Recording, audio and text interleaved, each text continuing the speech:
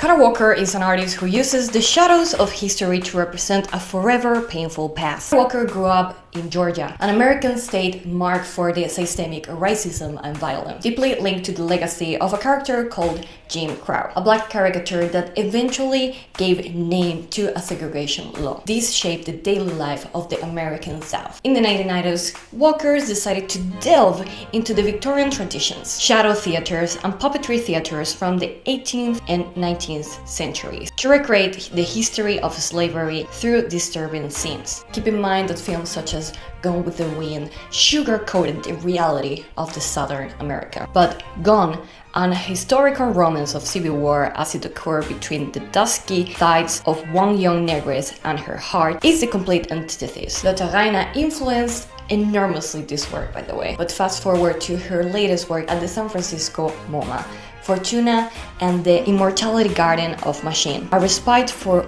weary time traveler, where Walker embraces a transhumanist and posthumanist anthem through the use of animatronics and automatons. At the center stands Fortuna, a mechanical fortune teller. Most of the sculptures float above this obsidian sea, a volcanic glass historically known for its use for chirurgical scalpels, jewelry, and even spiritual practices. Some even consider the obsidian as a bad energy vacuum. The garden production began back in the COVID years, as Walker explored the extension of the body, resulting in this mechanical wonderland that recalls colonial histories and the relationship between humans and machines. And we cannot avoid to read into it the recent story of San Francisco, where entire black communities had been displaced in order to give space for the technological society. The sound of this installation is on point. And once again, Walker achieved to subvert the language that was used to mock black people, transforming it into a monumental stage where history, technology, and identity confront one another, bringing heritage